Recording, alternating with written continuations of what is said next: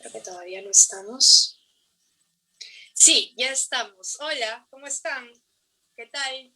Bienvenidos a este nuevo evento de este primer festival virtual de EU Records. Esta noche voy a estar conversando con el músico Miguel Flores. Miguel, ¿cómo estás? Bienvenido. Buenas noches. Hola, Ali. ¿Qué tal? Muchas Bien, gracias. bien. Hola. Vamos a conversar sobre varias cosas. Es difícil hacer una introducción sobre Miguel porque la verdad es que su currículum es amplísimo, vasto, pero vamos a tratar de ir tratando de unir algunos ejes, algunos puntos de interés basados principalmente en su trabajo como compositor para las artes escénicas, que es algo que a mí me ha llamado mucho la atención una vez que descubrí a Miguel fuera de PAX, sino a través de los dos discos que tenemos en Lobu Records, justamente, el Lorca Los Tapes y el Primitivo. Así que nada, vamos a conversar un poquito sobre eso. Un poquito bastante, la verdad. Miguel, creo que lo primero que quiero preguntarte es, ¿cómo, ¿cómo terminas involucrado desde tan chiquito, desde casi los 13 años, en la música? ¿No? Tú estudias en el Colegio Markham, entiendo que también formaste parte, ¿no?, de la banda de guerra, y sin querer eso fue tu primer acercamiento a la batería, que se terminó convirtiendo en tu instrumento, ¿no? Pero desde ahí, ¿cómo empiezas a formar cómo compones tu primer grupo de música, ¿no? Justamente da loops, luego cómo empiezas a indagar en nuevos instrumentos hasta convertirte en el multiinstrumentista que eres actualmente? Bueno, gracias por todo lo que has dicho, pero quisiera comenzar diciendo que en realidad yo no soy un multiinstrumentista. Ok. Lo que hago es que atrevidamente uso la guitarra y uso los teclados, ¿no? Sobre todo la guitarra. Los teclados, eh, digamos que los uso para componer, ¿no? Para verificar armonías, progresiones, colores, pero si me pusieran a tocar en vivo no podría, ¿no? Entonces yo armo el material de a poquitos y de repente lo que pasa es que esto viene del rock. El rock es una de las primeras músicas que te obliga a una tecnología, no sé, es una música recargada de tecnología. Y en una época analógica en la que las tecnologías eran llenas de fallas, ¿no? Era bien artesanal el asunto. Entonces, desde esa época, por ejemplo, yo ya hacía trabajo de disc jockey, que agarraba los cassettes, los cortaba y los volvía a pegar donde yo quería que Claro. se mezclara una música con otra, ¿no? Y con eso me convertí en disc jockey de fiestas de colegios, por ejemplo, ¿no? En paralelo a PAX. Entonces, desde muy temprano estaba metido en eso de la tecnología. Y entonces, ya cuando empecé a componer, yo me di cuenta que había cosas que yo no podía tocar. Entonces yo las grababa por pedacitos y luego las juntaba y Ujú. parecía que yo estaba tocando todo como si estuviera efectivamente tocando el instrumento. Y no, yo no estaba tocando, había hecho un rompecabezas y luego armaba el rompecabezas y entonces parecía que tocaba, ¿no? Pero ya pasando a la era digital, eso cambia radicalmente porque aparecen los secuenciadores, entonces ya todo lo que yo hacía artesanalmente lo hace la máquina, ¿no? Entonces se acelera el proceso, queda más limpio, queda más pulcro, pero siempre es una cosa mentirosa, ¿no? No estoy tocando, sino que es una máquina que está haciendo lo que yo le he ordenado que haga, que es distinto a tocar. Claro. Este, entonces, la guitarra sí, la toco, más o Pero menos, no, ¿no? pero no fue con el instrumento que empezaste, es a lo que quiero ir. ¿Cómo llegó así tu primera amor con la batería, que se convirtió en tu instrumento durante tantos años? ¿Estudiabas en el colegio de batería? ¿Fue Más que amor, completamente autodidacta? no, ¿Cómo no, fue? mira, más que amor fue el escape, ¿no? Yo era el punto del salón. Este, y entonces yo estaba muy fastidiado con eso de ser el punto, pero no sabía cómo salirme de ahí, ¿no? Cuando Hasta dices que que este ya, punto es porque lo que ahora se conoce como bullear, te bulleaban en clase, te claro, claro. Este, discriminaban en clase, en tu colegio, ¿eso es lo que pasaba? yo no lo llevaría al punto de discriminar, Pero sí, pues siempre hay alguien en el salón que todo el mundo se la agarra con esa persona, ¿no? Y ese Y eras tú. yo era perfecto para eso, ¿no? Porque era tranquilito, callado, medio bobo, estaba en mi burbuja ahí flotando todo el rato. Entonces, era el punto perfecto, pues. Y yo no sabía cómo salir de ahí. Hasta que un día, en la instrucción premilitar, el alférez dice, ya, necesito voluntarios para armar la banda de guerra. Y algo en mí, contra mi personalidad, hizo que yo levante la mano y diga yo. ¿De dónde vino ese impulso? Hasta el día de hoy no sé. Simplemente yo dije yo. Y entonces me tocó enfrentar al instructor de percusión y Ujú. toqué. Y toqué, fue una cosa natural, ¿no? No hubo mayor enseñanza, era simplemente, es así, repite. Y yo repetí, repetí. Y bueno, tampoco había mucho que aprender con la banda de guerra, ¿no? Era simplemente la libertad de estar haciendo algo que no era clase. Horas de horas ensayando con la banda, en las cuales no íbamos a clase y estaba justificado. Entonces, durante 3 años, ese fue mi proceso de escape, la banda de guerra. Pero digamos que eso además te enfrenta a un público, porque tienes que salir a la calle tocando tu Claro. instrumento y la gente te mira. Entonces, digamos que yo sentí que oh, eso me gusta. Me gusta esa distancia con la gente, mmm, pero me relaciona, ¿no? Con un montón de gente. Y luego de 3 años, ya el tema siguiente fue que unos amigos me direccionaron a que compre una batería. Y Ujú. yo dije, bueno, sí, pues es el paso natural, ¿no? De la tarola a la batería. Ya, ok. Entonces le insistí a mi padre y mi padre después de como 4 o 5 meses aceptó comprar una batería así nomás, ¿no? Muy casera. Este, y con eso, digamos que tenía el pase a la siguiente fase, que era que los mismos muchachos que me habían impulsado a comprar la batería me dijeron, tenemos una banda, vence nuestra baterista.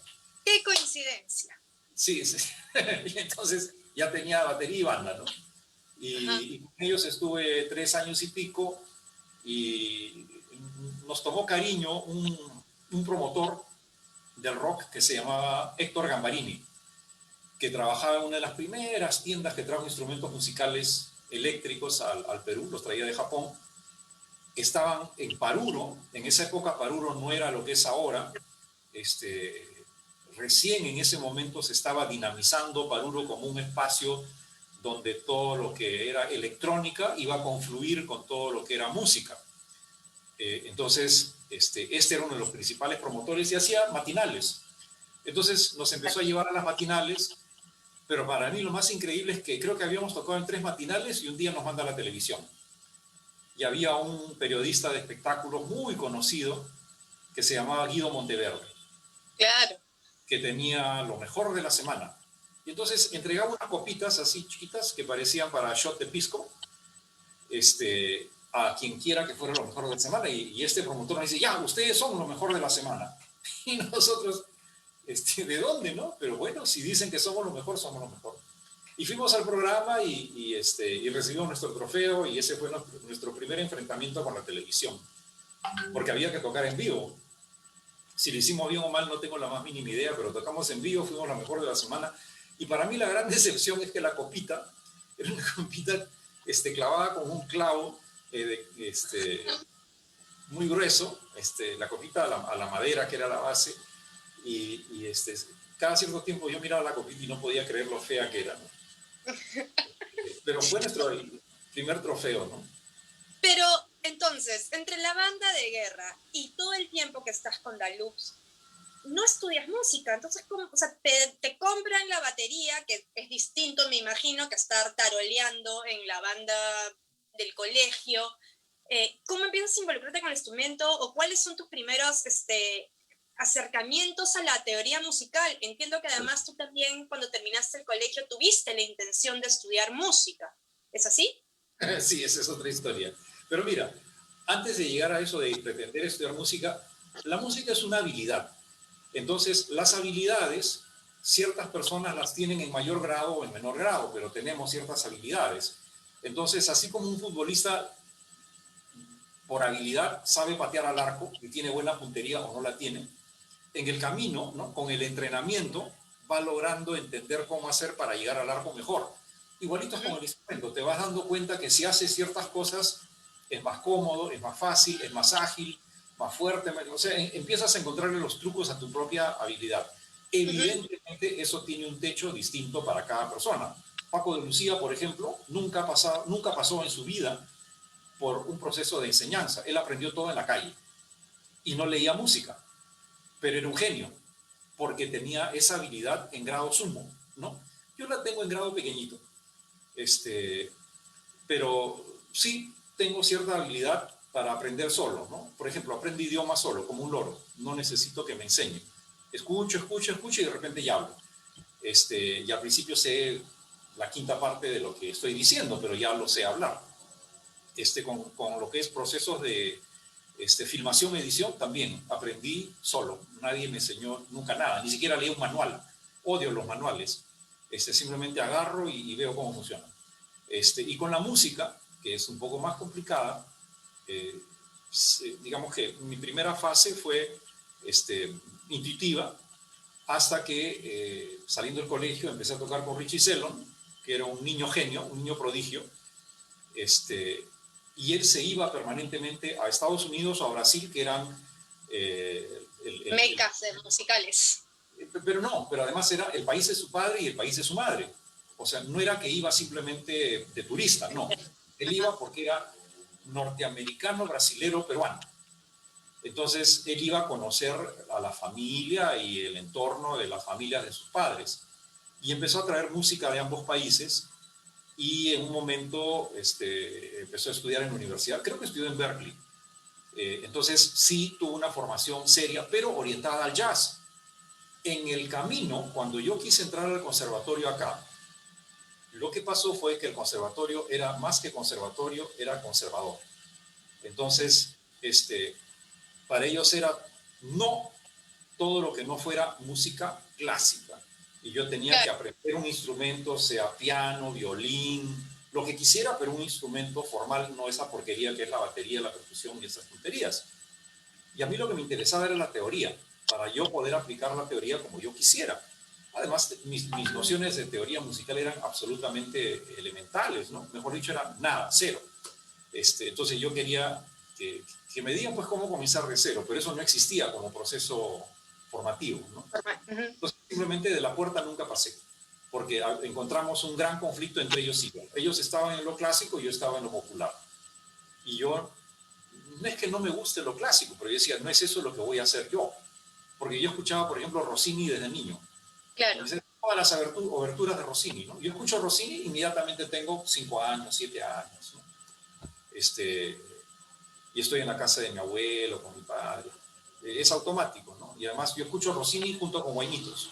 No puedo separar Rossini de los Guainitos, los escucho juntos. Entonces la música clásica me gustó de siempre, pero así como yo no toco guainos, tampoco toco música clásica. Yo entré a una cosa urbana que en esa época se llamaba rock, ¿no? Antes se llamaba Nueva Ola. Claro. Entonces, yo decía, yo no tengo por qué tocar guainos. Me encanta, los reconozco, entiendo todo, sé quién es quién, sé qué cosa es qué, pero no es lo que yo voy a hacer. Igual con la música clásica. Me encanta, me fascina, me parece fabuloso, me conozco ciertos compositores, bla, bla, bla, conozco los rangos de todos los instrumentos, pero no es lo que quiero hacer yo. Lo más que me acerqué a la música clásica fue una vez, había acá una librería que se llamaba ABC Bookstore, frente a lo que ahora es Petro Perú, en un sótano, y vendían discos, que era una maravilla, y libros, ¿no? Entonces ahí vendían una colección de Penguin, la editorial Penguin, y traían libros de música de Penguin. Entonces habían, por ejemplo, libros de el violín, el piano. Teóricos. Claro. De teoría musical, ya. Unos libritos de 200 páginas hablando solamente del violín. Y así que la orquesta, que el piano, que la guitarra. Y entonces yo empecé a leer esos libros. Y esa fue mi primera instrucción, los libros Penguin, que es ahora me estoy acordando. Y Richie Sellon un día dice, oye, tengo una teoría de jazz que me enseñaron en la universidad, me encantaría compartirla con la gente acá. Pero en su casa no le dejaban. Decían, no, ni hablar, Rich, acá no traes esa gente a tu clase.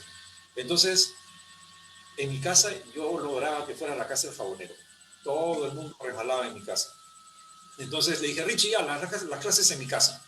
Entonces venía la gente a tomar la clase y yo tenía beca porque era mi casa, ¿no?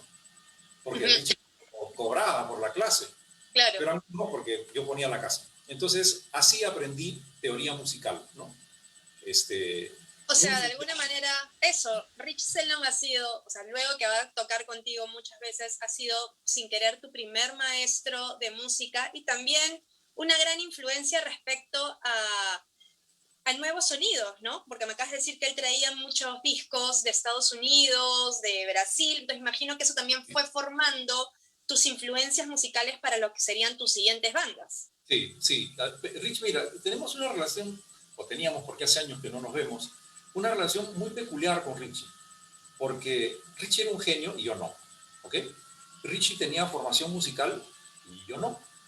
Pero, por ejemplo, cada vez que se iba a Estados Unidos, él me consultaba y me decía, oye, ¿y qué disco compro? ¿Qué músico hay que quieras que compre el disco? Y me acuerdo en una ocasión yo le recomendé a él, Johnny Winter, el guitarrista, ¿no? Y yo conocí a Johnny Winter porque leía en las revistas de rock que llegaban acá, ¿no? Que más que rock eran pop, pero ahí había una notita pequeñita sobre este nuevo guitarrista albino, Johnny Winter. Y entonces él trajo Johnny Winter, ¿no? Y entonces teníamos esa relación curiosa que Richie me consultaba cosas y yo decía, ¿por qué me consulta este? Si él tiene todo, sabe todo, pero igualito me consultaba. Y me acuerdo, en algún momento hizo un álbum, hará cosa de 10 años, que se llamaba Los Bluseros del Huascarán. Pero eso ya lo hizo cuando él vivía en Estados Unidos. Lo hizo acá y está cantado en castellano y es una historia, ¿no? De un blusero que nace en el Huascarán. Este, pero él me consultaba respecto al sonido, me decía, oye, está con suficiente fuerza, está con punche, los graves están bien. Entonces, este, digamos que hemos tenido una relación no solamente cordial, sino de mutuo respeto. Y Richie creo que respetaba ¿cómo puedo decir yo? Mi atrevimiento por hacer cosas como que yo no sé nada y a mí que me importa no saber, yo igualito lo hago, ¿no? Me lanzo. Un segundito, mi parlante me está pidiendo que lo cargue. Un segundito. Dale, dale, dale. Ya está, ya me salvé. Ya. Bueno, ahora, hay algo que me interesa que es como ir entrando a esta visión. Tienes un concepto que me gusta mucho, que lo has hecho ya en varias también entrevistas, que tú de alguna manera la música como que la miras, la visualizas más que la escuchas, ¿no? Y esto me interesa un montón porque de alguna manera empezamos un poquito a entrar a no solamente a tu trabajo como compositor, en algún momento, digamos, una parte de toda tu carrera como para las artes escénicas, sino también desde siempre has tratado de, no sé si estaría bien dicho, como llamar la atención en el escenario, ¿no? Tener esta concepción de que el escenario es un espacio donde no solamente se paran 5 tipos a tocar, sino que es un complemento, es una armonía total de diferentes artes para concretar un espectáculo mucho más complejo y completo, ¿no? Desde Pax, evidente, están las fotos ahí, no me estoy inventando nada, ¿no? Llamaba mucho la atención el vestuario que escogías, ¿no? Siempre, insisto, como, o sea, como jugamos un poco, no sé si al personaje, pero había, como dices tú, como mucho atrevimiento, ¿no? Entonces, ¿cómo empiezas tú a relacionarte luego, digamos, de esta etapa que tú mismo has dicho que es como de pequeño rockstar tras el paso de Pax, luego este accidente muy complicado que tienes en el año 75 que te aleja durante un periodo muy cortito de los No, escenarios, ¿no? año y medio. Bueno, claro. Perdón. Te da tiempo más bien para Sí, leer. en realidad tienes razón. El tiempo que estuve fuera del escenario fue corto porque lo que pasó es que no tocaba la batería, sino que agarré la guitarra y me puse a cantar. Entonces, con mi yeso igualito subí al escenario. Sí, fue corto Claro, el tiempo que... Me costó claro, caminar, porque por eso tuve que abandonar la batería, pero sí podía subir al escenario para lo que hacíamos en ave acústica, ¿no?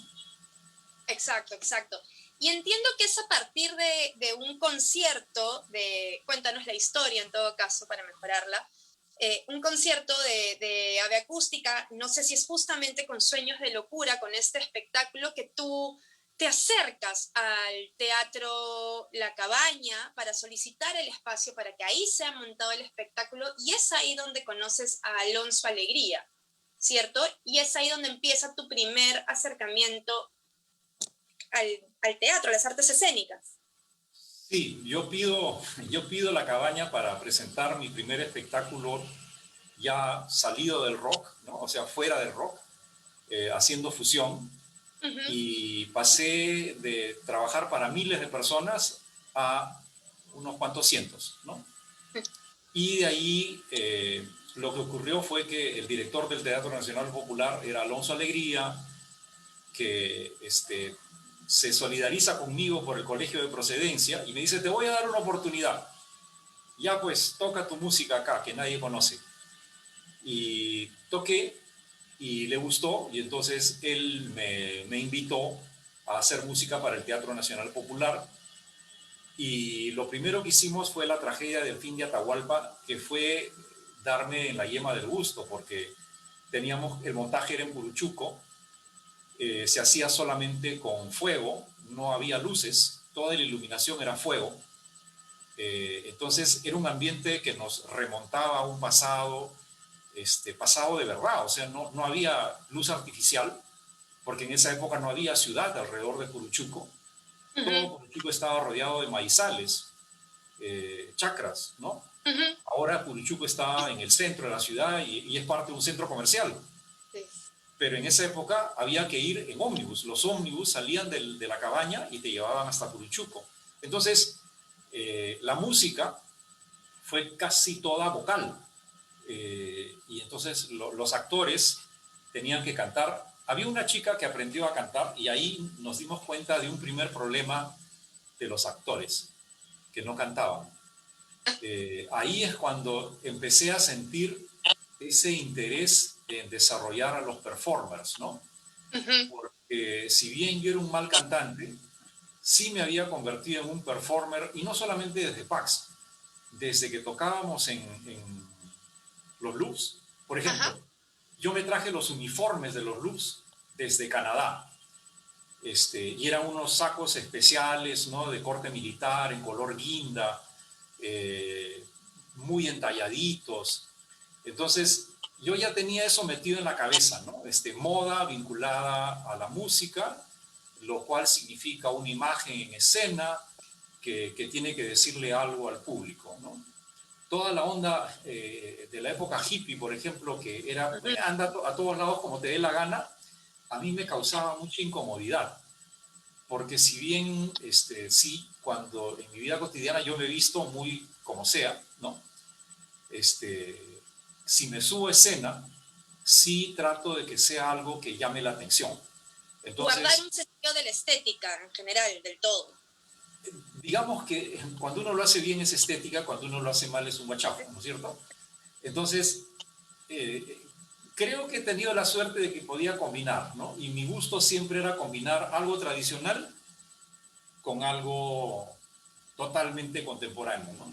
Y eso ya salta en packs, que está el poncho cusqueño, el saco cusqueño, Sombrero. el sombrero, que es un sombrero hippie. Ese sombrero no se usa en el Perú, era un sombrero de gamuza, gamuza negra. Lo que pasó fue que en esos momentos había un cuadro de Tupac Amaru que era muy popular.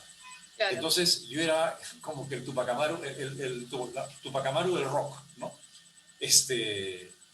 Porque usaba un sombrero muy parecido al de Tupac Amaru y tenía el pelo largo y andaba con el poncho, ¿no? Pero abajo llevaba un blue jean roto, que en esa época era porque así eran malos y se rompían. No es como ahora que es la moda, que lo rompes, o mejor dicho, ya te lo venden roto, ¿no? Y te lo Todo, venden sí. roto simétrico, las dos rodillas. Uh-huh. En esa época las hilachas iban apareciendo por distintos lados, pero a mí me gustaba, ¿no? Entonces, y además, cuando usaba sacos, abajo le metía un BBD con lentejuelas para que brillara mucho. Entonces, era una cosa de glamour andino, ¿no? Y a eso, ya para la parte performática, que ahí nadie puede decir que me copié de alguien, simplemente sucedió en lo que ahora es el Teatro Marzano. Dimos una función y yo ya estaba con mi glam andino y hacía mucho calor porque estábamos con luces de teatro encima. Entonces yo me saco el saco y al momento que me saqué el saco, toda la sala que estaba llena, que serían 800 butacas, se pone a silbar, ¿no? Y entonces ahí me di cuenta que eso era performance. Y a partir de ese momento ya lo repetí siempre, ¿no? Y en ese momento todo el mundo me silbaba, entonces yo me sacaba el saco cada vez más lento para que silben más, ¿no? Y así comenzó mi trabajo como performer, ¿no? Ok, ahora, regresando a la tragedia del fin de Atahualpa, que vamos a decir es la primera obra para la que compones, que musicalizas, sí. Ya nos queda claro que tú no le dices no a ningún proyecto por arriesgado que sea, o que no tengas mayor conocimiento. Cuéntame un poquito también cómo fue, o sea, debe ser completamente distinto la metodología de composición para trabajar un álbum tú solo, o digamos, o con un grupo de músicos, que gestar unas ideas a partir de un texto, un trabajo de actor. Si Alonso Alegría te dio pautas para componer, ibas a los ensayos, tenías que corregir sobre lo que hacían los actores. Cuéntame un poquito cómo fue ese desarrollo, al menos para tu primera vez. Sí, mira, digamos que, nuevamente, apelando a la intuición, yo lo que busco siempre es una ramita de la cual cogerme. Nunca sé cuál va a ser. Entonces, en la mayoría de las ocasiones, es un guión. Hay un texto y el texto ya te lleva por un lugar, ¿no? Eso es lo evidente, digamos. Pero hay cosas donde, por ejemplo, el trabajo donde más trabajo de mesa hicimos fue con Edipo Rey. Alonso es un dramaturgo académico que, digamos, sabe todos los vericuetos del proceso que se necesita para... Además, Alonso es músico, él toca el clarinete. Entonces, entiende lo que está haciendo un músico, no lo puedes estafar. Sabe si tú sabes lo que estás haciendo o no. Entonces, digamos que el montaje más cerebral en el que he participado con él justamente fue Edipo Rey. Y el tema era descubrir el trasfondo de la tragedia griega. Y para hacerlo eso, tuvimos como 6 meses de trabajo con una profesora especialista en cultura griega, que nos imbuyó de todo el contexto griego, de por qué los griegos hacían cada cosa como la hacían, al punto que me acuerdo hasta el día de hoy de qué cosas son los coturnos, ¿no? Entonces, me di cuenta ahí que subirse al escenario, todo aquello que yo venía haciendo por intuición, había gente que hace siglos ya lo habían sistematizado y con variantes para aquí y variantes para allá, el misterio estaba en la cabeza de uno, no en la realidad. En la realidad ya habían siglos de personas que tenían esto clarísimo y simplemente apelaban a todos los recursos que tuvieran a mano, sean visuales o auditivos, ¿no? Entonces, digamos que ese fue, y eso fue muy rápido, parece que fue eso el año 76, creo, o 77. Entonces fue un proceso de 2 años en los que pasé de ser un intuitivo total a alguien que, bueno, no total porque ya manejaba algo de la teoría musical, pero sí el poder escuchar a esta profesora y hacernos ingresar al mundo de la tragedia griega con tal profundidad, me hizo entender el trabajo que uno debe sostener intelectualmente para llegar a una conclusión X, ¿no? Sin embargo, en la práctica, yo he trasladado eso a mi intuición, ¿no? Entonces, yo no lo pienso como 2 y 2 son 4, simplemente sucede, ¿no? Ok, hay que leer. Y luego, tú lo acabas de decir, hay que ver a la gente que está trabajando en escena, en el ensayo, en la lectura, se va generando una relación de fuerzas entre los actores, no solamente entre los personajes, Sí. sino que hay mejores actores, peores actores, gente que transmite más, gente que transmite menos. Entonces, toda esa dinámica yo la voy observando y me va diciendo por dónde debería ir la música, ¿no? Y he tenido la suerte de que rara vez, alguien me haya dicho, no, creo que nunca me han dicho no me gusta. Lo más que me han dicho es, puedes estirar acá, puedes acortar acá, puedes hacerlo más rápido, puedes hacerlo más lento. O sea, me han dado indicaciones, sugerencias, pero nunca me ha pasado que alguien me diga, no, no, no, no, no, eso no sirve, está feo. Y digamos que para mí la observación es el punto de partida. Yo observo al grupo de teatro trabajar y hay algún momento en el que lo que estoy viendo hace clic. Yo no sé en qué momento va a ser eso, pero sí tengo un parámetro, que es el cronograma que se han trazado ellos. Es día 1, Exacto. día de estreno. Y entre el día 1 y el día de estreno, hay como que los pasos previos que yo tengo que terminar la composición para que quede lista la música y que pueda ensayar con eso. Por lo tanto, si teníamos 6 meses, yo tengo 2 para hacer a solas mi trabajo y en esos 2 tengo que hacer que esto funcione. Y normalmente lo que me ocurre es que en algún momento, en el lapso que me han dado para trabajar mi parte, algo hace clic. Nunca me ha sucedido que llego hasta el final y no sé qué hacer, ¿no? Y repito, Ahora, es una cuestión meramente intuitiva. No. tú acabas de mencionar que justamente, sin querer, el primer trabajo del que estamos hablando, la tragedia del fin de Atahualpa, bajo la dirección de Alonso, te dio en la llama del gusto porque justamente exigía empezar a trabajar un poco de experimentación, de fusión, que era lo que tú ya venías haciendo con Nave Acústica. Pero lo siguiente es la ópera del Mendigo, ¿cierto? Que trabajas con Alonso, donde te toca, o sea, si ya los riesgos venían fuertes, este es superior, porque te toca componer desde cero las 120 canciones que componen la bendita ópera, porque entiendo que Alonso no quiso trabajar con ninguna de las obras originales, sino componerlas, y que además te tocó trabajar ahora sí con algo que de una u otra forma todavía has estado, no sé si evitando, corrígeme en todo caso, que son géneros específicos, cuadrados y redondos, ¿no? Sí. ¿Cómo fue Sí. ese trabajo de componer 120 canciones en no sé cuánto tiempo también tuviste para trabajar eso? Y también en este caso, ¿un mes para las 120 canciones? Ya.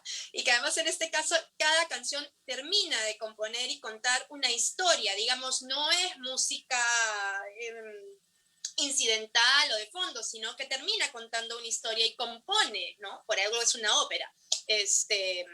Cuéntame cómo fue eso, y en un mes quiero saber. Bueno, digamos que ya sentíamos las coincidencias con Alonso y lo que ocurre es que viene un director inglés para dirigir la obra. Este es un pedido del Consejo Británico. Entonces, Alonso dijo, mira Miguel, tú igual que yo sabes inglés, conoces la mentalidad de los ingleses, quédate por favor para hacer esta obra y ya, toma, acá está el libro, empieza a leerlo, que venga el director y ya veremos cómo hacemos. Y de ahí viene el tema de cuánto tiempo tenemos para trabajar y teníamos 3 meses para hacer el montaje completo. Entonces, los ensayos son durante 3 meses. Al principio yo observaba al grupo, pero ya tenía los textos en castellano y yo decía, tengo que tener una solución lógica para esto. Si yo pretendo componer las canciones a mi estilo y le doy un estilo a toda la obra, sentí que por ahí no iba la cosa, porque dije, las cosas no son así en el Perú. El estilo operático, según yo, no corresponde a la realidad peruana. Entonces dije, tenemos que hacer esto como es el Perú, un tutti frutti. ¿Y cuál es mi punto de referencia? La radio, ¿no? En la radio yo muevo el dial y paso de un género a otro conforme muevo el dial. Ahora ya no se mueve ningún dial, pero en esa época sí. Entonces, yo dije, ok, lo que voy a hacer es darle géneros por edades, por generaciones, por sexos a cada uno de los actores. Entonces, por suerte las canciones eran cortas, ¿no? Porque dependían de la cantidad de letra y no había por qué repetir la letra. Si ya la obra, sin repetir nada, duraba como 3 horas, si yo hubiera Y, repetido... perdón, ¿las letras las escribías tú solo o junto con Alonso, digamos, como No, dramaturgo? las letras son de la obra original. La Ah, obra solamente original, las sí, sí, sí, claro, claro. es parte del guión, solamente que es Sí, la sí, parte del guión sí. que está cantada, ¿no? Ujú, Obedecen al guión. Entonces, lo que hizo Alonso fue traducir del inglés al castellano todo, incluidas las letras de las canciones. Y claro. luego me dijeron, ya, Miguel, no vamos a usar las canciones inglesas porque son irrelevantes acá, todo es folclore inglés, traduce esto a peruano.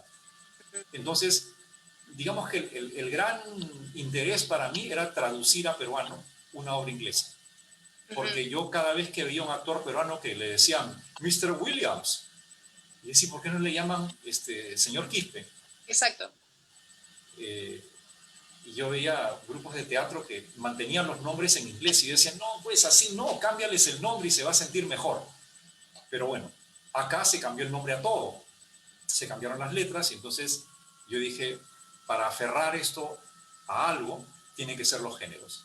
Y empecé a usar todos los géneros habidos y por haber. Creo que lo mejor que hice fue un tango. Y tuve la Así, suerte que el que lo cantaba era Walter Zambrano, claro. que era el único que sabía cantar. Todos los demás inútiles para cantar, pero Walter no. Y súper disciplinado, ¿no?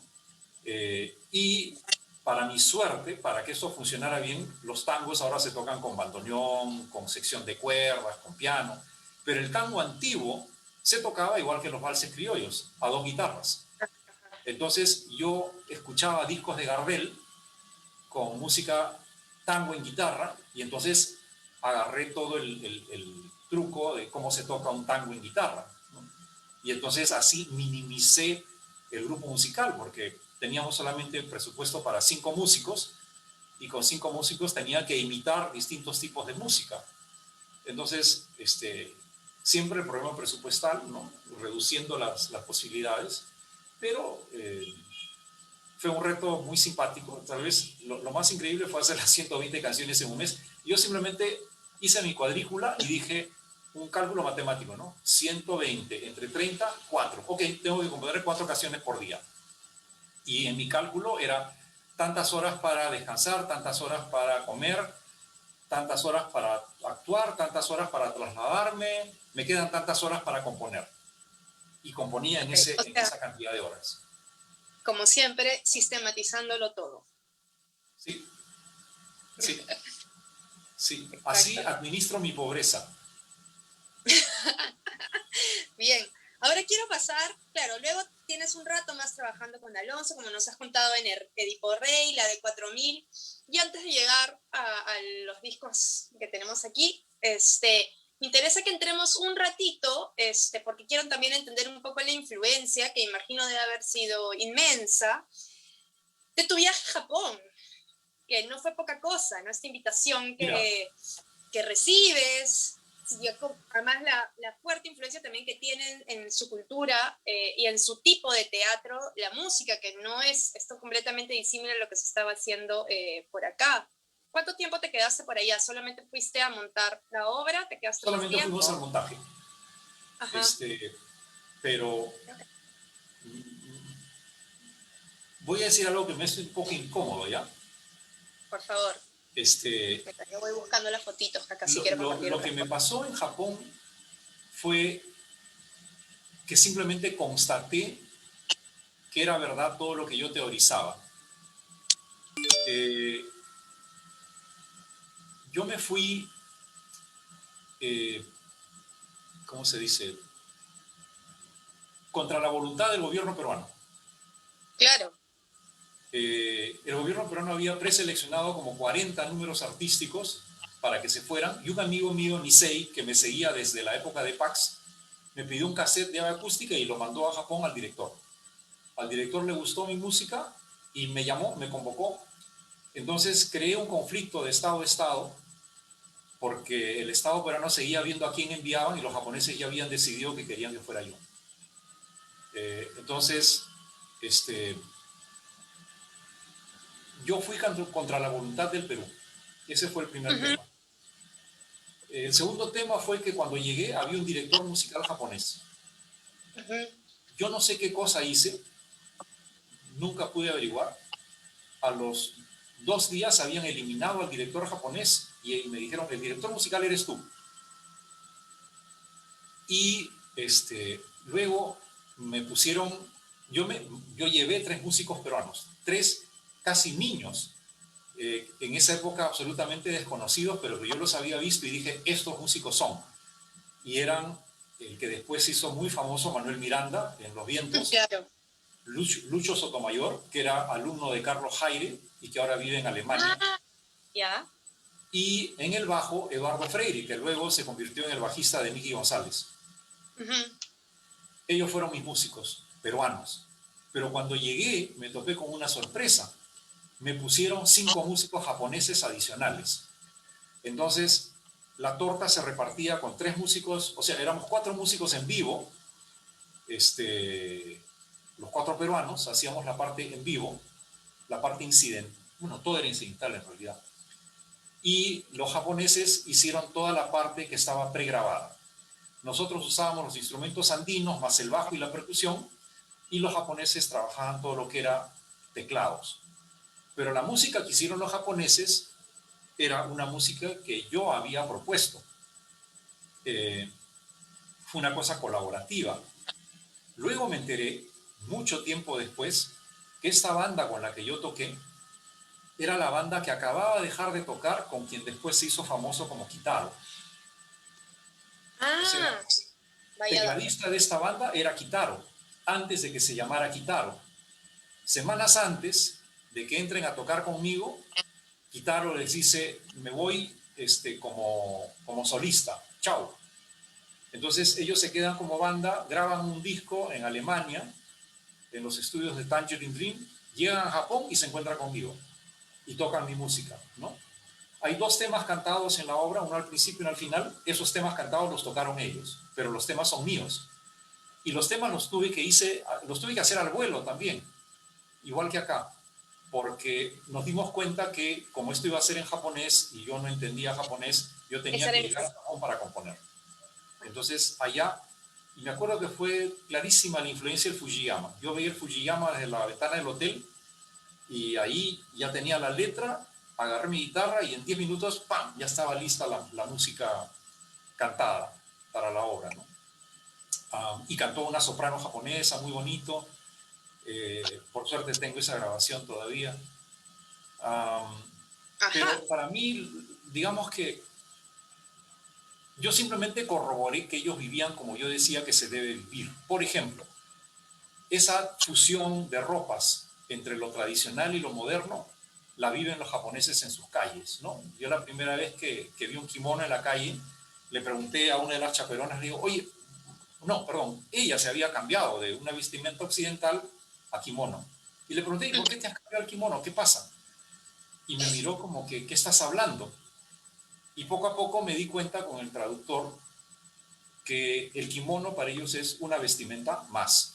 No es que se la ponen para ciertas ocasiones. Sí hay kimonos para ciertas ocasiones, pero es parte de lo que un urbano sigue usando hasta el día de hoy. A diferencia de nosotros que hace tiempo hemos tratado de que nadie nos vea en una vestimenta peruana porque es como que eres un atrasado, ¿no? Sí. Entonces, para mí fue pura constatación, la puntualidad, la limpieza, el orden, la disciplina. Lo de la disciplina lo aprendí de una manera horrible, porque hubo un momento en el que un muchacho de los asistentes, ya estando trabajando ya para el público, decidió poner una música en el intermedio. Y de repente yo estaba en los camerinos y lo avientan delante mío este muchacho y me dicen cosas, pido traductor, ¿qué me están diciendo? Y me estaban preguntando cómo había que castigarlo. Y había que castigarlo porque no había pedido mi autorización para poner la música. Entonces, yo dije, wow, la disciplina es disciplina. Me hice el loco, me hice el que pensaba y dije, no, no, no, lo que has cogido está bien, no se preocupen. Ujú. Y le dije, pero no lo vuelvas a hacer, ¿no? Pero en realidad no pasaba nada, ¿no? Sin embargo, entendí el grado de disciplina que tienen ellos. Ese era el año en el que se pasaba del analógico al digital. Ajá. Entonces, yo vi ese pase en Japón, en el mismo momento en el que ocurrió, ¿no? Por ejemplo, había unas pantallas de televisión que medían una cuadra de largo, se veía toda la pantalla esas pantallas se pusieron a prueba justamente con la muerte de John Lennon.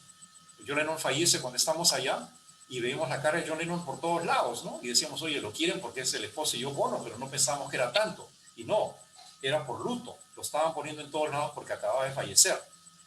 Entonces, fue una experiencia. Además, a los 15 días de estar allá ya estaba firmando autógrafos. Ori Gracie, la gente de prensa. Un día me veo en una revista japonesa eh, con varias páginas y el siguiente artículo era de Paco de Lucía. Entonces yo dije, a ver, no es que yo sea pretencioso, sino que este es el sitio que me corresponde. Y al final, todo quedó corroborado cuando los productores japoneses me dijeron, Miguel, tenemos acá estos contratos, queremos que te quedes a vivir acá. Tenemos tus pasajes acá, te vas a Corea y regresas en 1 hora, hora y media. Tenemos las nuevas visas y acá están los contratos. Queremos que trabajes con nosotros. Y yo dije que no. Entonces se sorprendieron, me dijeron por qué. Y yo les dije, tengo que regresar a mi país. Y me dijeron, pero ¿por qué? Te estamos ofreciendo un trabajo fenomenal. Y yo dije, yo tengo una educación privilegiada y tengo que ponerla en mi país. Ujú. Cuando dije eso se pusieron a llorar. Pero antes de que dijera eso me dijeron, Miguel, te estás yendo al infierno, al desastre. Allí no hay infraestructura, no hay conocimiento, no hay dinero. ¿Qué cosa vas a hacer en tu país? Y yo les dije eso, ¿no? Que tengo una educación privilegiada y que tengo que ponerlo al servicio de mi país. Se pusieron a llorar, me vine y perdí contacto con todos ellos. Nunca más supe de ellos. Me he conectado con uno de los músicos después de décadas, a la cosa de 2 años, a través del Facebook. Me he arrepentido varios millones de veces de haber hecho eso, porque para mí habría significado el prestigio, el dinero, todo lo que alguien puede querer como un profesional y como un artista. Pero mi país vale más que eso. Así que acá estoy. Entonces, Ahora, Japón para mí fue corroborar simplemente lo que yo pensaba. No voy a decir que no ujú, aprendí nada, pero básicamente corroboré. claro, claro, claro. Estas fotos son realmente impresionantes. Entiendo que son del programa de mano, ¿no? Vemos, me sorprende además la elección en ese tiempo de una hora como Yantai, ¿no? Este, y la dificultad de hacer una cosa como esta, ¿no? Ahora, espérame que regrese acá un ratito. Bueno, Eh, mira, Japón es Japón. Entonces, para ellos esto se hace muy fácil. Lo que pasa es que ese grupo había venido al Perú antes claro. y se llevaron un montón de literatura peruana. Y les encantó el Ollantay porque ellos son súper sentimentales. Decidieron ponerlo, buscaron el fondo de la Fundación Japón, les dieron el fondo y dijeron, bueno, tenemos plata para contratar músicos peruanos, los contratamos. Contratar no quiere decir que nos pagaron. Pagaron nuestros pasajes, nuestra estadía, nuestros viáticos, pero no ganamos nada, más que la experiencia. Pero para ¿Cuánto mí valió tiempo la pena. estuviste allá? Es cerca de 3 meses. Ah, un montón, igual, claro. Nuevamente fue un montaje que tienes 3 meses para hacer todo. Componer, grabar, tocar y trabajar con el elenco. Ujú, Claro, era claro. menos material, pero igualito, 3 meses nada más, ¿no? Inclusive un Sí. poquito menos. Pero bueno. Luego, Teníamos... sí, no, quería ir avanzando un poco en la cronología antes que nos gane el tiempo, porque tú regresas, ¿no? Luego acá al país y a no muchos años empiezas a trabajar, ¿no? En este disco a petición de la coreógrafa, ¿no? Lucía, Sí, sí, Proaño, ¿no? sí. Que, insisto, es un gran redescubrimiento este material, una suerte que lo hayas tenido también a la mano. Y algo que me interesa preguntarte un montón sobre esto es también una eclecticidad de sonidos en este disco, en el primitivo, ¿no? Tenemos desde, no sé, vientos andinos, sikus, ícaros, sintetizadores, sonidos tribales, psicodelia, guiando un poco lo que tú acabas de comentar en relación al trabajo con Alonso. Todo este vuelo musical es algo que de alguna manera tú llegas a consensuar con Lucía, o sencillamente empezaste a crear la música y ella fue adaptando el material, el trabajo, la perfo a partir de la música que tú ibas creando, ¿no? Porque además me sorprende mucho la cantidad de trabajo vocal que hay en Tachyon Koy, por ejemplo. No sé si me parece que la voz es de Corina Bartra, ¿no? Entonces, y a ella le servían estas voces en el escenario, ¿no? En Irán Pavanto también, ¿no? Hay mucho trabajo vocal, que, bueno, no sé, como actriz a veces pienso que puede ser como muy confuso trabajar una voz, tenerla ya lista, por eso también me preguntaba un poco cómo había sido los puntos de acuerdo entre tú como creador musical y Lucía como coreógrafa. Bueno, en realidad, toda la parte intelectual fue de Luciana. Luciana tenía un preconcepto de las 3 coreografías y ella tenía esos conceptos en silencio. Entonces ella me fue diciendo, quiero esto, quiero esto, quiero esto, quiero esto, quiero esto. Y en base a sus peticiones, yo fui armando los 3 temas y digamos que, si bien no lo hago por plata, pero sí soy un mercenario cuando uso la música, porque la música no es que tenga un sello mío, la música tiene el sello de quien me ha pedido que haga la música. Entonces, cuando Luciana me pide música para 3 cosas que son distintas la una de la otra. No es que estén encadenadas. El único tema en común es la mujer, ¿no? Y bueno, que son mitos peruanos. Pero fuera de eso, son 3 circunstancias distintas, 3 mitos distintos de 3 partes distintas del Perú, distintos momentos de la realidad peruana. Entonces, yo venía en ese momento trabajando varias cosas que tenían que ver con mujeres. Por distintos motivos. El que conecta todo eso es un productor ya fallecido, Pedro Barrionuevo, que venía de una formación exquisita en Francia. Y Pedro Barrionuevo, Luciana Proaño y yo hicimos una productora. Y con el criterio de esa productora empezamos a hacer algunos espectáculos propios primero y después pensamos a hacer otras cosas. Uno de los espectáculos propios fue Mitos y Mujeres. Entonces, perdón, la música... ¿esta productora es Osa Menor? Sí. Esta productora también, no sé si entiendo, también estuvo ahí Elena Romero. Pero como cliente. Ah, pensé que como fundadora, socia. No, no. Lo que pasa es que en esos momentos ella estaba muy cerca a nosotros y justo porque hicieron de Maruja en el infierno. Claro, ya habías hecho Maruja y creo que después hacen ustedes de músicos a poetas. Sí, y también hicimos un recital de ella. Ajá. Sí, sí. Entonces, digamos que ella no estaba en la gestión de la productora, pero era la primera artista a la que servíamos, ¿no? De músicos a poetas llamamos también a Alejandro Susti, también estuvimos involucrados en el desarrollo del criterio de música urbana. Tengo una foto de ese momento para mirar. Pero volviendo a lo de Luciana, ¿no? Al disco Primitivo, yo le puse de nombre Primitivo porque así me sentía yo como compositor, ¿no? Primitivo en realidad es un nombre para el disco. La música es para las coreografías de Mitos y Mujeres de Luciana Proaño. Claro. Y Luciana tuvo que confiar en mí. Y era simplemente, creo, la fama que me precedía de Tokio y la verborrea de Pedro Barrionuevo que hizo que Luciana confíe.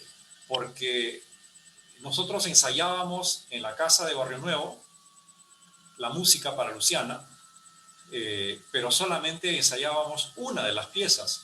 Las otras 2 piezas estaban solamente en mi cabeza y Luciana las escuchó por primera vez cuando las grabé. Por ejemplo, la de las guitarras. Luciana se moría de miedo y me decía, ¿qué vas a hacer y qué vas a hacer? Cuando entro al estudio para grabar y lo vas a escuchar. Entonces, cuando entramos al estudio ya grabamos las 3 piezas de golpe. Lo de Corina Bartra, sí, digamos que ya es mi visión de lo que me había dicho Luciana. Yo le hice una notación extra musical a Corina, porque Corina es una vanguardista nata, y entonces si le ponía notas musicales no servían para nada.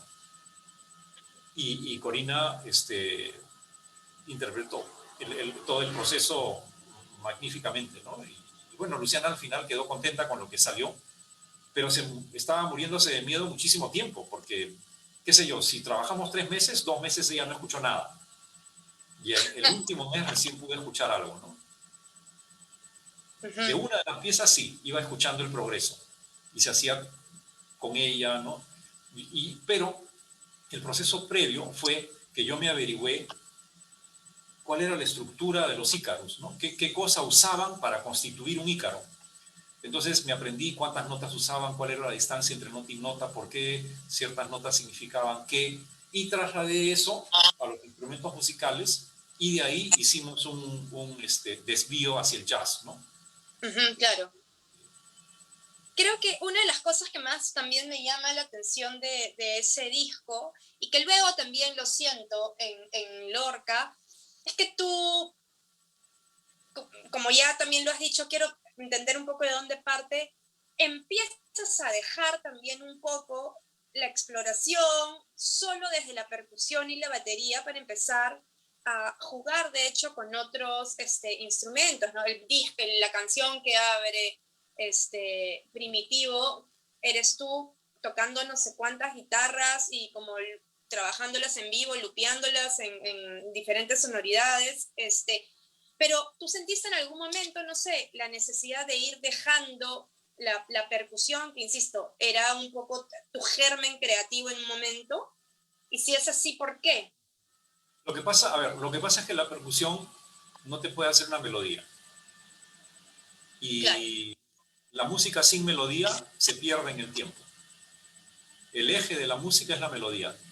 Por más vanguardista que uno sea, si uno quiere que la música se perenice, algo, un rastro, por lo menos motivos tiene que tener, si no melodías.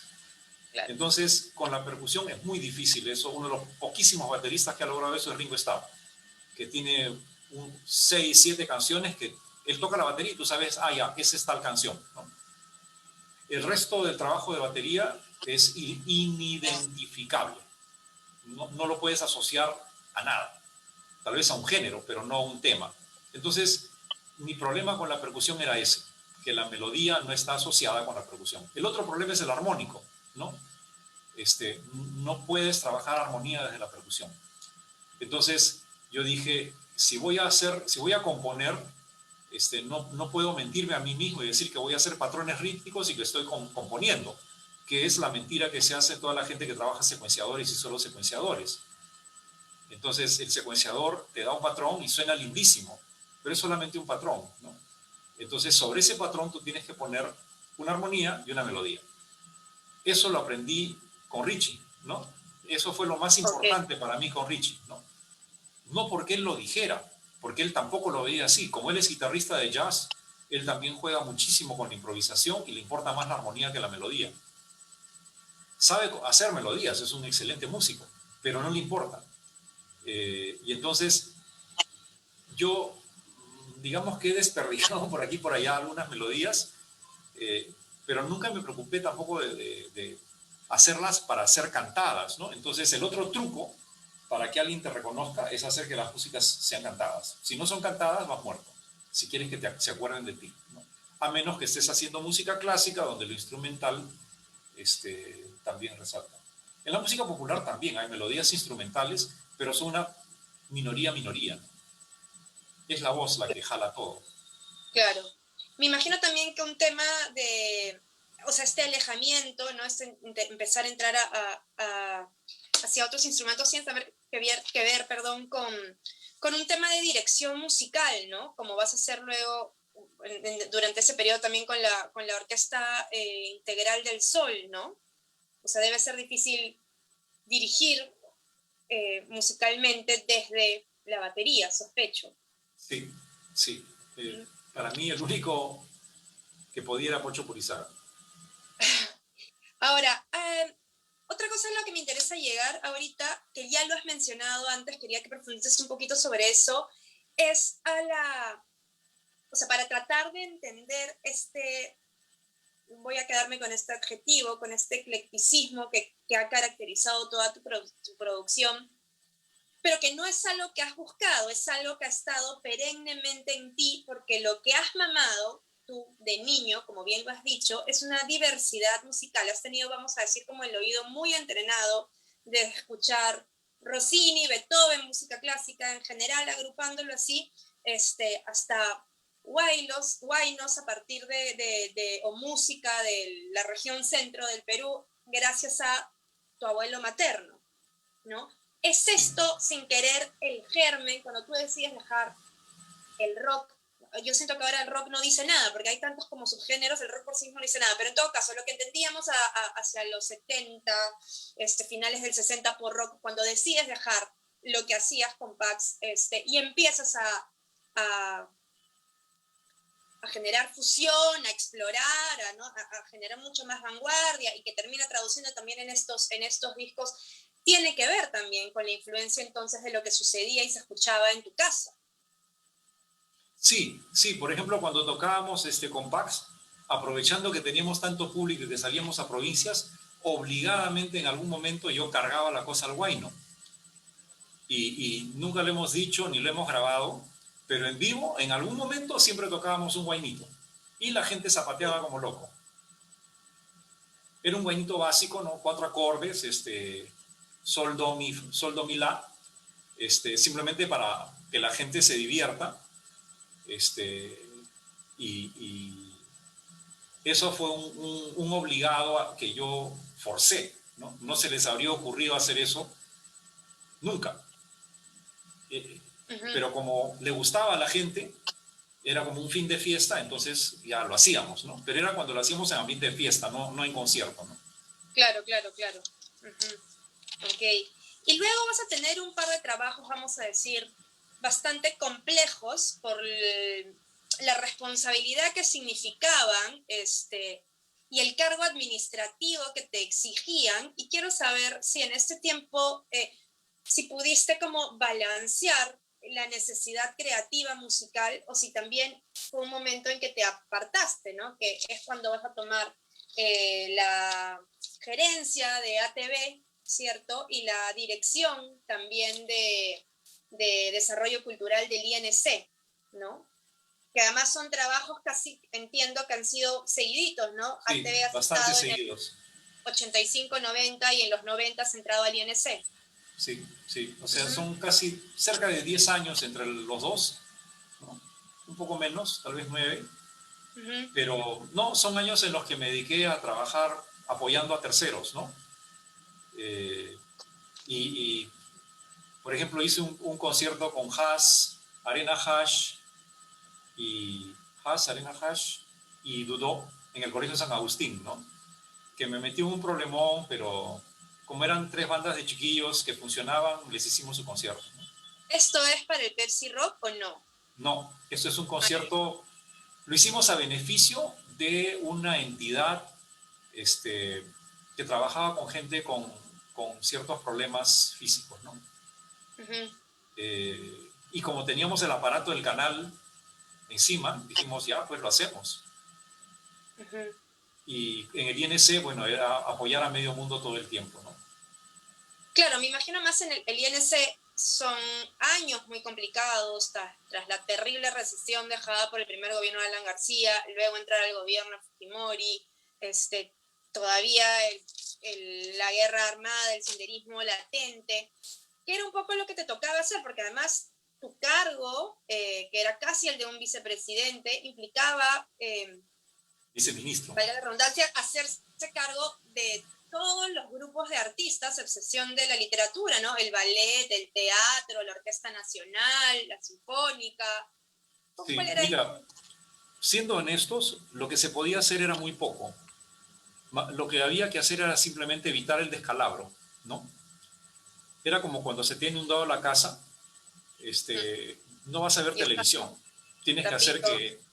que el piso se seque de nuevo, ¿no? Entonces lo que había que hacer era eso, evitar el descalabro, lidiar con burocracias muy rígidas que imponían, por ejemplo, el impuesto municipal a los espectáculos no deportivos, ¿no? Entonces tenía gente que casi no tenía para comer y que tenía que pagar un impuesto que no pagaba ninguna otra profesión en todo el país. Y esa gente pasaba por el INC por docenas todos los días y esperaban que se les exonere, porque si no, su espectáculo iba a ser a pérdida obligatoriamente. Entonces, yo me dedicaba a ese tipo de tonterías, ¿no? No había manera de esquivarlo. Y decidí hacerlo porque, digamos, ahí viene la parte social, ¿no? Yo dije, bueno, alguien tiene que hacerlo. Y además, yo tenía, así como tuve curiosidad por saber cómo funcionaba un canal de televisión comercial, y eso sucedió con Canal 9, también quería saber cómo funcionaba el cochino aparato de gobierno. Entonces yo dije, no voy a criticar esto si no sé cómo funciona por adentro. Y entonces me metí, aguanté como 4 años.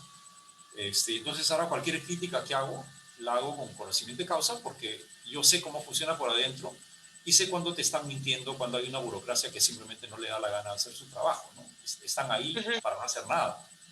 Eh, entonces, poco fue lo que yo diría que pude hacer, ¿no? Si me precio de algo, es que el documento por el cual el Internet entra al Perú tiene un visto mío, y un informe mío que dice, desde el punto de vista de la cultura, es importante que el Internet se viabilice en el Perú, ¿no? Igual fue con el pisco, que les hice un documentito para que se defiendan del pisco chileno. Igual fue con el rock nacional, que les oficialicé el Día del Rock Nacional, que se acabó el día que yo salí del INC. O sea, el Día del Rock existió mientras yo estuve en el INC. Salí y lo eliminaron, ¿no? Entonces, y después haber trabajado en la primera presentación en sociedad del señor de Zipán, ¿no? Esas Claro. pocas cosas me hicieron sentir bien. Pero digamos, el trajín de haber dado soporte rápido a la gente, también para mí fue algo como que cumplir con, no voy a decir con mi país, pero sí con el sector, ¿no? Porque el manual decía que yo tenía 90 días para resolver cada trámite. Entonces, si yo hubiera resuelto en 90 días cada trámite, no habría resuelto nada. La mayoría de la gente se habría quedado en la puerta con su papel y nadie los atendió y habrían odiado al Estado peruano. Y para mí ese no era el tema. Para mí era resolverles algo que se resolvía fácil. Eso que se suponía que se resolvía en 90 minutos, yo lo resolvía en 15 minutos. Ujú. 15 minutos más para hacer el documento, firmar, y ya estaba para entregar. Pero la gente venía al día siguiente, ¿no? Pero era una cosa muy, muy rápida y el manual decía 90 días. A mí me parecía un escándalo, ¿no? Claro, claro. ¿Y cómo sientes en realidad, hablando ya de las complejidades de una industria que no termina de sentarse, de forjarse y que muchas veces está amarrada a una falta de apoyo estatal, ¿no? Gubernamental, en relación directamente a la música, ¿no? Porque además mucho del trabajo que tú vienes haciendo en los últimos años parece que estuviera muy ligado a apoyar y difundir proyectos de gente más joven, ¿no? A partir de otros medios. No sé, pienso en este programa web que tenías, Crossover, puede ser que se Ah, llame, sí, ¿sí? ¿No? sí. Por ejemplo, ¿no? Igual, bueno, gracias también a Bu y a Bu Records y a Luis también, tocando con gente más joven, no sé, como Tete Leguía, ¿no? Estás como no perdiendo eso. ¿Qué sientes que está faltando con todo lo que has viajado también? Es un tema, yo entiendo que es una pregunta recurrente en la que siempre caemos, podemos quejarnos, qué puede estar Mira, pasando, pero ¿cuáles son, qué más tenemos que hacer hay, 70, hay, 50 años después para generar una industria? mira, toda ¿Se puede realidad sin tiene su lado apoyo y sin oscuro. plata? Mira, toda realidad tiene su lado oscuro, ¿ok? Y el Perú no se escapa a eso. Entonces, cuando decimos que el Estado peruano es deficiente, estamos mirando el pie de la persona. El Estado es como nuestro pie nada más, nos lleva de un sitio a otro. Pero si yo no cuido mi pie, mi pie no va a hacer nada correctamente, ¿no? Si no le pongo un buen zapato, si no lo baño a mi pie, si no lo dejo descansar un rato, no, mi pie no va a funcionar. Entonces, el Estado peruano obedece simplemente a ese lado negro de la cultura peruana. Nos queremos muy poco. Nuestra autoestima es muy baja como sociedad. Somos extremadamente inseguros. Y eso es un problema no de décadas, es un problema de siglos. No hemos logrado articularnos como sociedad. Todos los problemas que tenemos básicamente son porque todos somos caciques, todos somos jefecitos.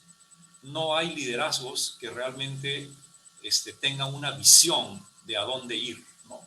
Todos son cacicazgos que quieren un pedacito de poder. Entonces, así tú no construyes un Estado. Y si no construyes un Estado, menos vas a tener un gobierno que maneje un país correctamente. Entonces, lo que tiene que suceder es que la sociedad civil entienda que nos tenemos que cuestionar como sociedad civil. Mira, te voy a dar un dato que es horrible. La Teletón, que es un evento internacional, tiene sus peores resultados en el Perú. Incluidos países más pobres que nosotros, tienen mejores resultados en sus teletones. Entonces, cuando nosotros hablamos de la solidaridad en el Perú, nos estamos vendiendo un contrabando a nosotros mismos. No queremos aceptar que no somos solidarios, que no nos sabemos unir para las causas que realmente sirven. Y tampoco sabemos distinguir las causas que realmente sirven. Por eso es que somos gobernados por mafias. No importa de qué color sean, todas son mafias. La gente buena, la gente decente, cree que con ser decente basta y se guarda en su casa. Y no basta. Hay que poner el hombro para que lo colectivo camine, ¿no? Entonces, el Estado peruano y el gobierno peruano, el aparato peruano, es la consecuencia de una falta de organización que se ve en nuestra selección de fútbol, ¿no? Tú ves la selección de fútbol, todos corren a la pelota, todos los estrategas dicen que no se hace eso, cada uno tiene su puesto y esperas la pelota desde tu puesto y te toca actuar desde tu puesto, ¿no? Eso es como si en una orquesta sinfónica todos quisieran tocar el violín. Claro. Y después todos quieren tocar el contrabajo. Y después todos quieren tocar el piano. No funciona. Cada uno tiene su lugar en la orquesta, si no, no funciona. El Perú no se quiere manejar como orquesta. ¿Tú sientes que de alguna manera nuestra diversidad, en el amplio sentido de la palabra, artísticamente, socialmente, geográficamente, termina siendo a la vez nuestra virtud, pero también nuestra falencia, porque debe ser casi imposible integrar esta diversidad en una sola manera de ver las cosas, de organizarla? Nuestra diversidad es a la vez una riqueza y un problema. Es un reto, ¿no? Los retos son así. Y esto lo aprendí de manera magistral cuando entendí cómo manejaban las variables enfrentadas en la tragedia griega, ¿no? La tragedia griega es el puro enfrentamiento de dos variables que están enfrentadas ineludiblemente, ¿no? Y entonces tú tienes que saber cómo rompes el nudo gordiano para que la cosa camine. En una obra de teatro tú lo puedes dejar en el problema y queda magnífico. En la vida cotidiana no puedes hacer eso. La vida no es una obra de teatro. Tienes que resolverlo. Y la solución muchas veces pasa por no ser poético.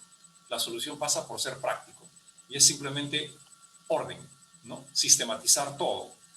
Y eso es algo que nosotros nos revelamos permanentemente. El sistema, el orden, la dirección nos fastidia. Todos queremos un pequeño caos, ¿no? Mi pequeño coronavirus. Es parte de nuestra personalidad buscar un espacio de caos donde yo puedo decir, yo sé más que tú. Y eso no funciona. Funcionaba en pequeñas tribus, ya no funciona. Y el delito, digamos, es que nosotros seguimos siendo un país extractivo cuando, teniendo la riqueza cultural que tenemos, deberíamos ser un país de lo que comúnmente se llama entretenimiento, pero que es un manejo muy sofisticado de contenido cultural peruano. Y yo he corroborado esto, nuevamente, no es que lo diga yo lo he corroborado con gobiernos y con promotores de alto nivel extranjeros, que me dicen, ustedes tienen cosas demasiado maravillosas. Y me lo han dicho de buena manera y de mala manera, ¿no? Me lo han dicho en el sentido de, cómo te envidio por lo que tienes y, oye, qué brutos que son ustedes que teniendo lo que tienen no hacen cosas mejores, ¿no? No, tenemos ahí una contradicción enorme y es a partir de que no nos queremos, ¿no? Sí, eso es cierto. Bien, Miguel, antes de cerrar, quiero leer un par de comentarios del público. Freddy Roncaya te manda muchos saludos. Fran Godoy nos acota que justamente el concierto del que estabas hablando se llamó el primer concierto de la amistad del 88. Pero también nos pregunta qué tipo de música hacía The Image y Spirit of St. Louis. Ah, qué gracioso. Entiendo Bueno, que The Image, Image era un grupo que tenías también en tu etapa escolar, ¿cierto? no. Image es ¿No? cuando salgo del colegio y cuando empezamos a tocar con Richie Sellon. Ah, Esa banda era de Richie Sellon y yo me sumo a la banda y tuve la suerte de grabar un disco con ellos, ¿no? Y nuevamente, vale. éramos un arroz con mango y el disco lo dice, solamente grabamos un 45 y un lado es psicodelia pura y el otro lado es soul. Nada que ver una cosa con la otra. Para nosotros eso era irrelevante, tocábamos las dos cosas una al costado de la otra, ¿no? Claro, Y Richie también es un ecléctico total, ¿no? No tiene Bien. problema con ser ecléctico. Y la otra banda era una banda que nunca existió. Fue un nombre que levanté yo, le hice toda una parafernalia psicodélica y nunca tocamos. Nunca tocamos. ¿Y con quiénes estabas? Mira que ya ni me acuerdo. Ni siquiera eran músicos, era una banda tipo... ¿Nunca tocaron porque no hubo la oportunidad, porque hubieron desavenencias entre ustedes? Porque... No, mira, ensayábamos en mi casa nuevamente, pero yo me di cuenta que no íbamos a ir a ninguna parte, porque no eran músicos.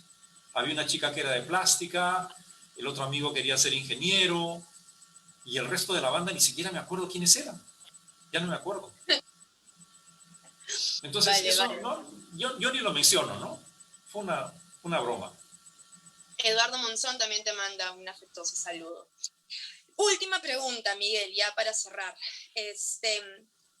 Has dicho en una entrevista muy simpática en Perú 21 hace no mucho, que para ti el éxito está relacionado también con la afectación que uno como artista tiene para con su comunidad. ¿Cuánto sientes tú que has aportado a tu país, ¿no? A tu comunidad? ¿O de qué manera? Bueno, yo siento personalmente que he aportado muy poco. Yo soy muy, justamente porque me interesa todo, termino siendo muy exquisito, ¿no? Entonces, las barreras que yo mismo me pongo impiden que aporte todo lo que yo quisiera. Pero además, hay un grado de, ¿cómo puedo decir? Yo soy medio ermitaño también, ¿no? Mi personalidad no ayuda. Y bueno, haberme dedicado a un canal de televisión y a un cuasi ministerio durante una década también afectó lo que yo podía hacer, pero digamos que donde he tratado de colaborar con nuestra realidad peruana, ¿no? Sería largo enumerar, porque sí puedo darte uno tras otro casos donde yo he colaborado, pero no pasa de ser una mera lista de esas colaboraciones que uno hace de buena gente, ¿no? No he podido lograr eso de darle un norte al proceso, que es justamente de lo que yo acuso a la sociedad peruana, de no tener norte, ¿no? Yo tampoco he podido generar un norte. Y para mí ese es un grave problema de la peruanidad. ¿Pero sientes que de haberlo tenido no hubieras jugado o explorado o arriesgado tanto como finalmente lo hiciste? A ver, me pones en una situación difícil para verbalizar esto, pero yo lo que busco es acelerar procesos, ¿ya?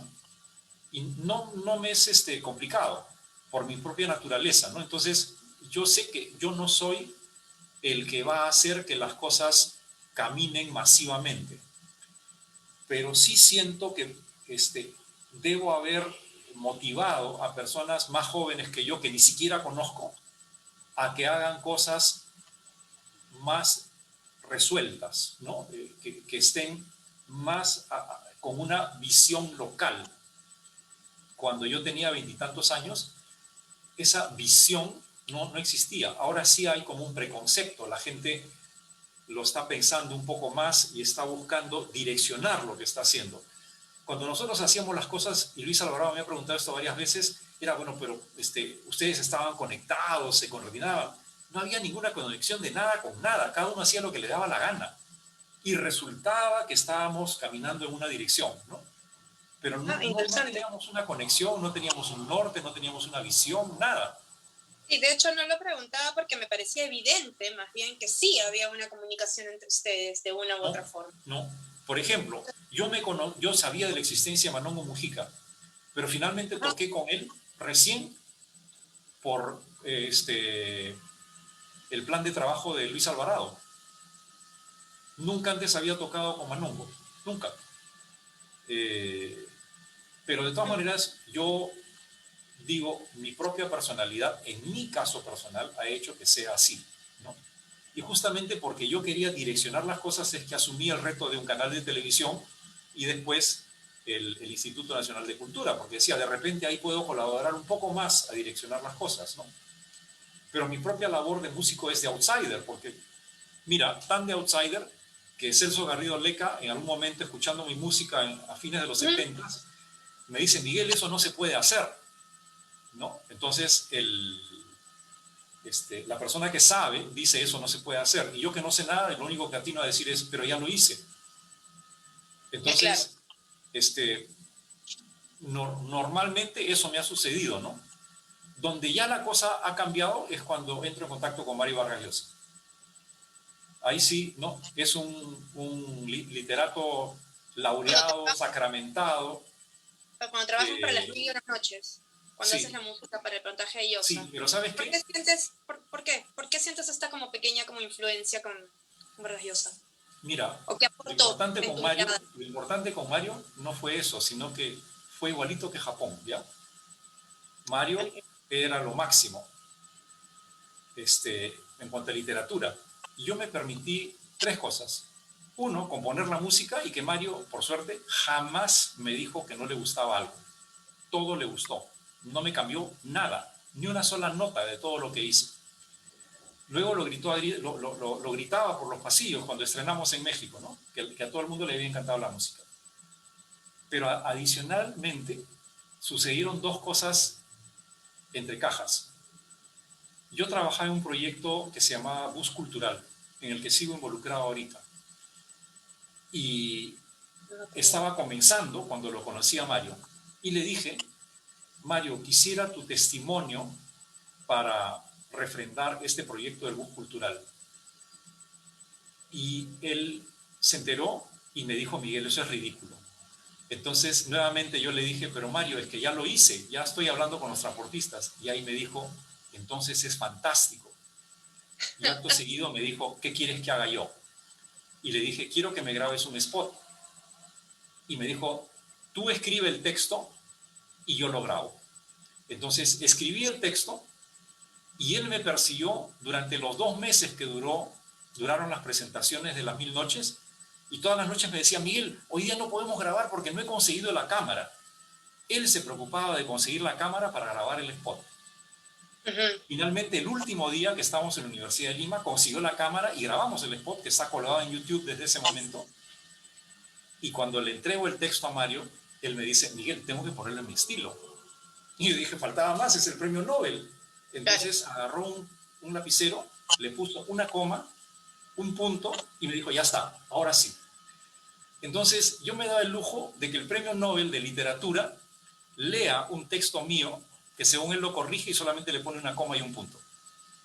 Y el testimonio está ahí para hablar sobre lo fantástico que es este proyecto del Bus Cultural, que es una cosa de mi invención, ¿no?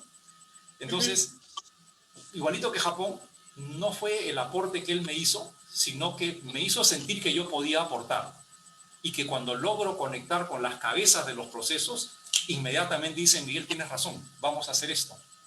Pasó con Japón, que me dijeron, quédate. Pasó con Mario, que siendo premio Nobel, me dice, Miguel, esto es fantástico, ¿qué quieres que haga? Él se puso a mi servicio. Ya no estaba yo al servicio de él con la música, él se puso al servicio de la causa que yo tenía. Entonces, digamos que eso se repite, ¿no? En mayor o menor grado. Hay una pregunta interesante de Efraín Rosas, la voy a leer. Dice, si tú piensas que los músicos experimentales se están acercando a la música tradicional o tienen lo europeo y norteamericano como centro, ¿y cómo relacionas eso con el querernos del que hablas? Bueno, por suerte yo creo que ya Occidente dejó de ser el centro. Ya hemos entendido, mira, eso lo han entendido en China, en la India, en Japón hace muchísimo tiempo y en varios otros países. En Perú no queríamos entenderlo y hemos jurado que nosotros éramos un país occidental.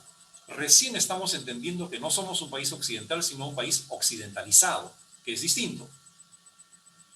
Los países occidentalizados son países como China, como Japón, como la India, que asimilan lo que viene de Occidente, por ejemplo el terno, ¿no? Lo asimilan, pero se lo quitan cuando le da la gana, o no me acuerdo en qué país, usan el terno hasta la cintura, y de ahí usan su faldón, ¿no? En Japón yo lo viví. La gente se ponía el kimono y después se ponía el blue jean con el polo y después otra vez el kimono, después la casaca de cuero y después otra vez el kimono. Y los músicos que subían al escenario junto conmigo, los japoneses, también usaban música tradicional, ropa japonesa tradicional, junto con ropa moderna, ¿no? Que era exactamente lo mismo que yo hacía acá. Entonces, yo cuando decía que el Perú no es occidentalizado antes, todo el mundo me miraba mal. Ahora la gente joven creo que ya lo tienes, por lo menos eso ya está claro. No somos un país occidental, Occidente ya no es el centro del planeta. Inclusive hay universidades europeas que están cuestionando la currícula en los sílabos de música y están diciendo, hemos sido demasiado eurocéntricos, tenemos que enseñar la música de otra manera, tenemos que aceptar que hay otras maneras de entender la música y que eso nos enriquece a nosotros y que sabemos poco. Y yo sé, por ejemplo, de gente que viene a estudiar la técnica del arco barroco acá a los Andes peruanos. ¿Por qué? Porque, por ejemplo, los violinistas que tocan danza de tijeras o que acompañan a las orquestas huancas tienen una técnica para tocar que es distinta de las técnicas europeas actuales y que son muy similares a las técnicas barrocas originales, ¿no? Entonces hay un mirarnos de otra manera y nosotros estamos empezando a entender de que, oye, sí, pues parece que sí tengo un valor, ¿no? Estamos recién en el parece que tengo un valor. No hemos llegado a la aseveración de que tenemos un valor. Que sí se ha dado con la gastronomía.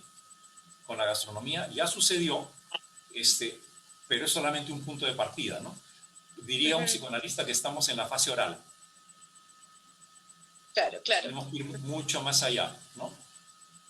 Ahí también me pregunto, Disgrego, no sé si Efraín está todavía escuchando, pero pienso cuando él pregunta si los músicos experimentales están acercando a la música tradicional, me pregunto si se refiere a justamente empezar a experimentar a partir del folclore de cada país, de cada tradición, digamos, que fue un poco lo que hiciste tú, si es que podrías haber de alguna manera aportado algo que podríamos llamar como el neofolclore, o si se refiere a que de una u otra forma la experimentación o las exploraciones, si quieres, como vanguardistas, empiezan a ser ya más comunes, que empiezan a hegemonizarse y dejar de ser eso, vanguardia, porque empiezan a ser como ya un poco parte de una exploración por la que todo músico quiere pasar.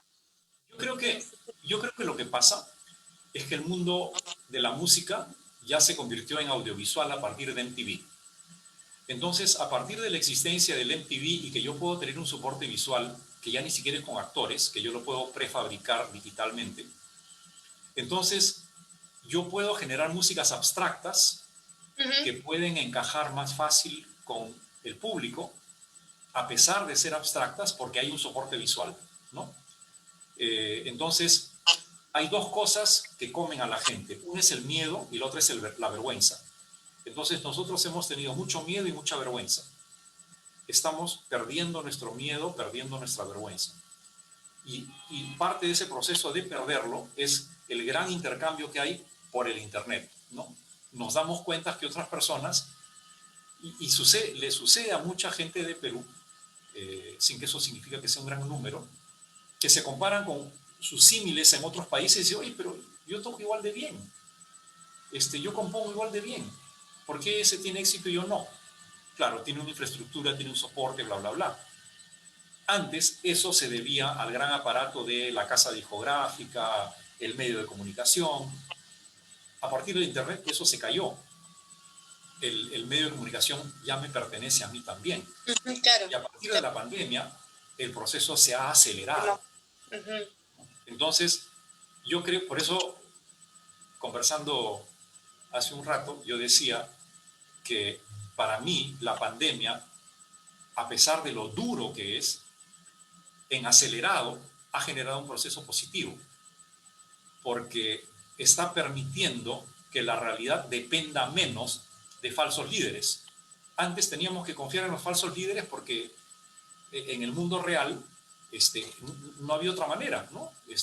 El falso líder se iba y negociaba por mí. Yo no sabía qué cosa estaba haciendo, pero negociaba por mí. Ahora ya no lo necesito. Todos estos líderes están siendo cada vez más bypaseados por el Internet, ¿no? Yo trabajo, por ejemplo, de manera totalmente digital. Ya no tengo actividad real, ¿no? Que extraño, ¿no es cierto? Tener un montón de personas al frente, sí, pero no los extraño al punto de sentir la realidad se ha acabado, ¿no? Me encanta la virtualidad. Me encanta saber que...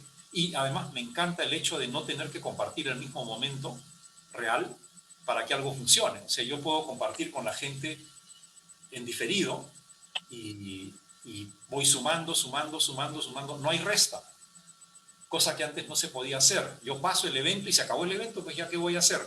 Si fracasé, fracasé, no tengo cómo recuperar. Pero ahora no, se pasa el evento y sigue vivo en Internet y yo puedo capitalizar sobre esa permanencia en el éter, ¿no? Entonces, eso a mí me parece fantástico. O sea, bypasear a los líderes me parece fenomenal, porque la mayoría de los líderes se van al tacho. Corroborar lo que hacen otros en otras realidades en tiempo real me parece fenomenal, porque como decía, se pierde el miedo y la vergüenza. Y luego está esto de esos incógnitos que son seguidos por 50 millones de personas, ¿no? Que si uno lo encuentra en YouTube, hay docenas de incógnitos, o sea, anónimos, perdón, que nadie conoce, pero que uno mira cuántas vistas tiene y tiene literalmente 50 millones de vistas, y es un desconocido, no lo pasa en ningún canal, ningún periódico, ninguna radio, no existen, pero en Internet valen más que los artistas comerciales. Entonces, esa realidad cruzada, ¿no? Paralela, que une a través de la virtualidad lo real en la distancia, a mí me parece absolutamente fabuloso. Yo estoy feliz con eso. Genial, me gusta porque como yo soy un ermitaño, ¿no? Yo vivo encerrado entre cuatro paredes y no me afecta. Y eso antes sí afectaba, porque eres, oye, tienes que darle la cara a la gente. Si no das la cara, estás muerto, ¿no? A menos que seas una... O sea, eso pasa con los artistas escénicos. Para otros artistas no es así, ¿no? El plástico es distinto, la literatura es distinta, pero el escénico sí, o das la cara o estás muerto. Ahora puedes dar la cara virtualmente, ¿no? Entonces, estás entre cuatro paredes y... No es igual, no es igual. Pero bueno, bien, Miguel, muchas gracias. A mí me gusta pensar que a pesar de que tú siempre desde tus inicios, como te decía al inicio, has pensado un poco el espectáculo musical como una puesta en escena, tratando de sumar la tecnología del momento, audiovisuales, diapositivas, juegos de luces. Lo que siento que saco un poco como conclusión de la conversación de hoy es de que tu acercamiento temprano al teatro, a las artes escénicas, de alguna manera te dio la oportunidad de pensar de manera integral todo el aparato de producción alrededor de la música. No sé si te sientas de esta manera. Porque al final el gran tema es comunicar. Si tú comunicas y comunicas algo positivo, vas a construir una sociedad. Y entonces para mí la música comunica un nivel, pero digamos que es abstracto, y en la música popular muchas veces es muy superficialón, Entonces, cuando lo unes a teatro, ya la comunicación es más interesante, ¿no? Tiene otro peso. Por eso me interesó saltar a la televisión, porque era el paso lógico después del teatro. Y de ahí, bueno, evidentemente, el internet, ¿no? O sea, son cosas que están ligadas. Muchas gracias, Miguel. Creo que nos hemos excedido del tiempo que Luis nos ha permitido, pero creo que ha sido una bonita conversa. Gracias a todos los que se han quedado hasta ahorita conectados con sus preguntas. Estoy segura que podemos quedarnos otra hora y media más. Me quedan muchos comentarios, dudas, preguntas en relación, insisto, de tu vasta trayectoria. Quedamos al pendiente de ojalá salgan nuevas publicaciones, nuevos rescates sonoros de tu parte con Bu. Y nada, quédense también conectados a este primer festival virtual organizado por Bu Records, que dura hasta el 7 de mayo. Y mañana está a las 7 de la noche en un conversatorio Pauchi Sasaki con el grupo IMA. Y luego a las 8:30 van a estar conversando los chicos de Liquidar los Celuloides sobre su último disco, producido también por Jazz Coleman de Killing Joke. Así que nada, gracias a todos. Gracias, Miguel, otra vez por tenerte acá. Gracias a ti. Gracias a ti. Sigan conectados. Cuídense. Adiós. Y salud. Bonita noche. Salud.